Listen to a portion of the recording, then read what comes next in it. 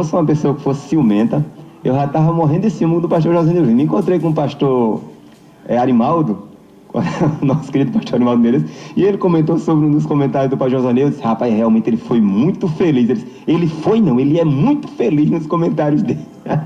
Calma, pastor Arimaldo.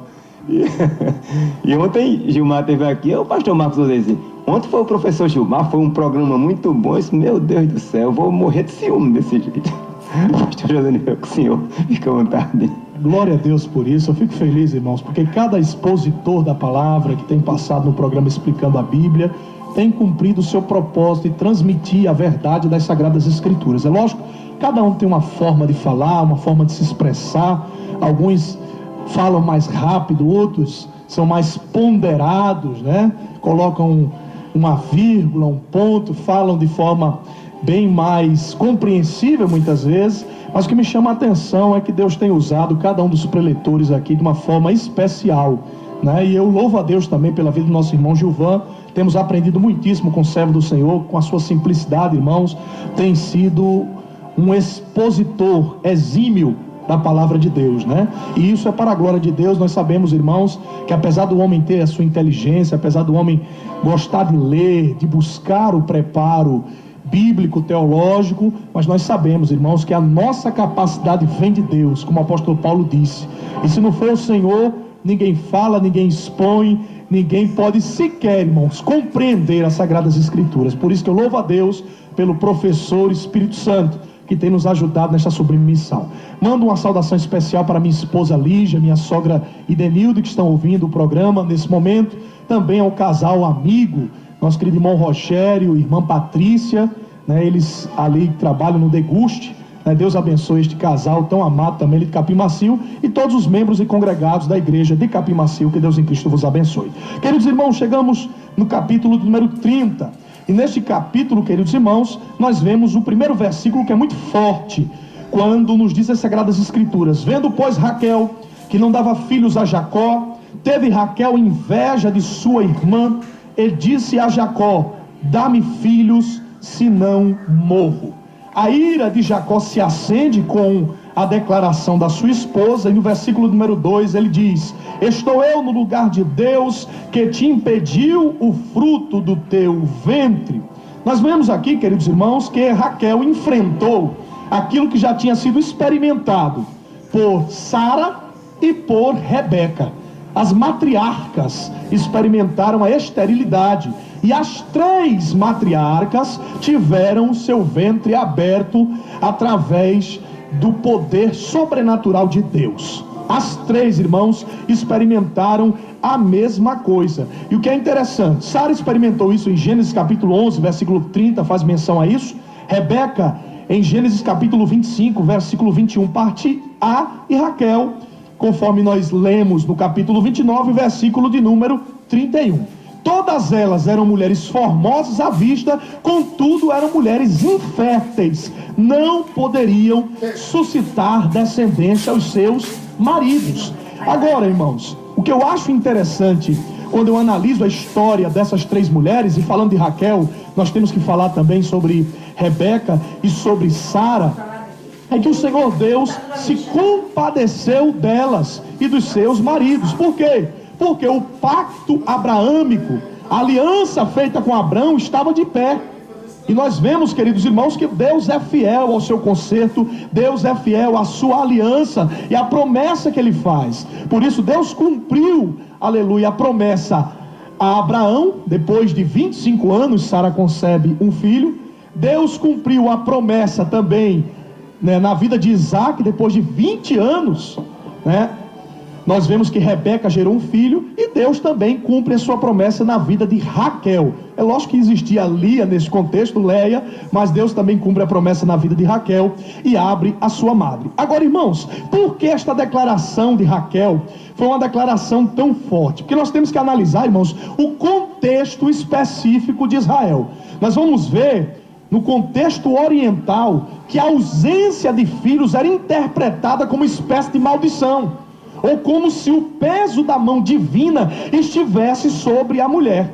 Então, para uma mulher hebreia, a maior calamidade, o opróbrio, o vexame que ela poderia ter era não dar filhos ao seu marido.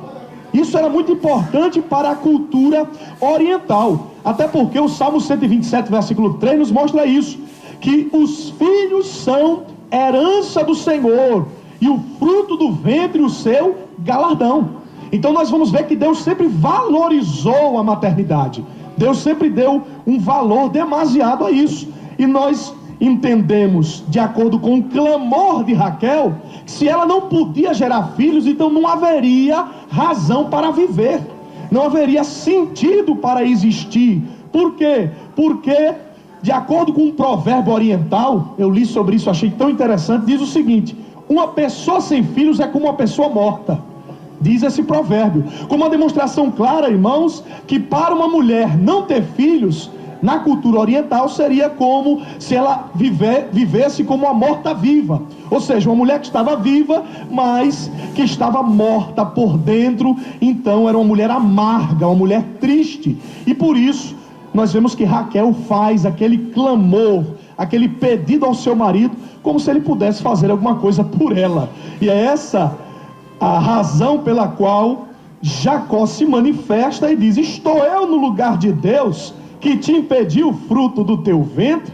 Não fui eu que te impediu de gerar filhos, foi o Senhor que lhe impediu. Então, se você tem que pedir alguma coisa, peça a Ele. Em outras palavras, foi isso que Jacó estava dizendo nesse contexto.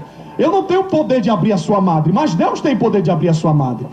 Com certeza Jacó sabia, irmãos, da história de Sara. Jacó sabia da história também de Rebeca, afinal era a sua família. E nesse contexto, eu acredito, queridos irmãos, que o próprio Jacó acreditava piamente que Deus tinha poder de abrir a madre da sua esposa Raquel. E nós vamos ver isso no contexto do capítulo de número 30.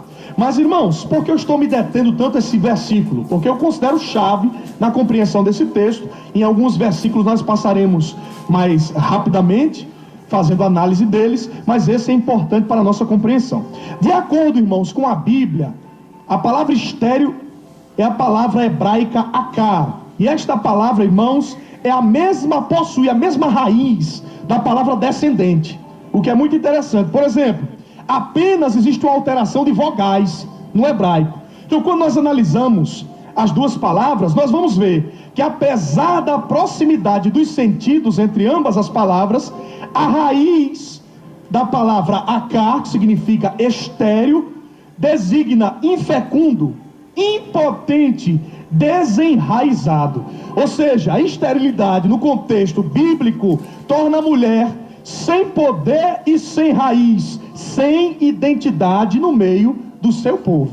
Então analise, irmãos, o sentimento de Rebeca pelo fato de não poder gerar filhos. Então era um estado, irmãos, de alienação, de exclusão e de separação. A sua irmã podia gerar filhos, mas ela não podia. A sua irmã podia suscitar descendência ao seu marido, mas ela não podia. E por isso, irmãos, ela compreendeu as implicações da sua esterilidade. E é nesse desespero que nós vamos ver no versículo de número 3, que ela diz para Jacó: eis aqui minha serva Bila, entra ela, para que tenha filhos sobre os meus joelhos, e eu assim receba filhos por ela. Por que, irmãos, essa declaração? Porque uma escrava, uma serva, por ser propriedade do seu senhor, então os filhos que dela fossem gerados eram de propriedade exclusiva do seu senhor. Por quê? Porque o escravo era como se fosse, queridos irmãos, um bem que pertencia ao senhor da casa. Então, se naquele contexto Bila tivesse filhos, os filhos gerados dela seriam então de Raquel, como se os filhos fossem gerados pela própria Raquel.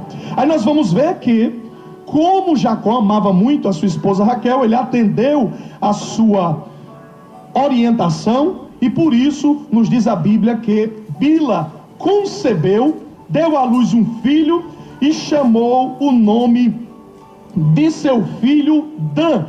E qual é o sentido da palavra Dan de acordo com o hebraico? Juiz. Por quê? O capítulo 30, versículo 6 diz: julgou-me Deus e também ouviu a minha voz e me deu um filho. Este é o sentido da palavra Dan. Logo depois nós vamos ver que Bila concebe novamente, dá à luz a um segundo filho e deu o seu nome Naftali. No hebraico significa lutando, porquanto com grandes lutas tenho lutado com minha irmã e também venci. Os irmãos vão ver, como eu disse no princípio do programa, que havia uma clara rivalidade entre aquelas duas mulheres, entre Raquel e entre Leia, muito parecida com aquela rivalidade que havia entre Penina e Ana, no primeiro livro de Samuel, no capítulo 1. E o que me chama a atenção, irmãos, as mulheres menos amadas eram as mulheres férteis. As mais amadas, nesse contexto, eram inférteis, porque Deus, como eu disse no início, privilegiava aquelas que eram desprezadas pelos seus maridos. Então, a partir do próximo bloco, nós daremos continuidade ao nosso estudo, demonstrando, queridos irmãos, que depois que Leia não pode mais gerar filhos, a partir de Judá, nos diz as Sagradas Escrituras que ela não teve mais filhos, ela agora, vendo que a sua irmã teve 2 filhos por intermédio da sua serva, ela não quer perder o marido, porque ela imaginava que é através dos filhos que eu vou conseguir o amor do meu marido, e por isso ela dá Zilpa, a sua serva, como concubina a Jacó, o seu marido. Então no próximo bloco nós estaremos falando sobre isso. O pastor Arimaldo tem razão mesmo, pastor José.